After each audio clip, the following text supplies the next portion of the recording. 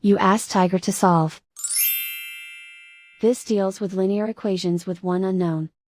The final result is y equals 102. Let's solve it step by step. Swap sides. Group all constants on the right side of the equation.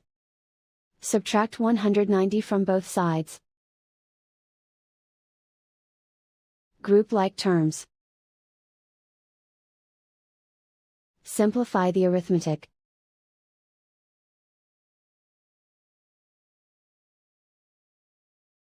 Convert the y into a positive number. Multiply both sides by -1. Remove the ones. Simplify the arithmetic. And so the final result is y equals 102.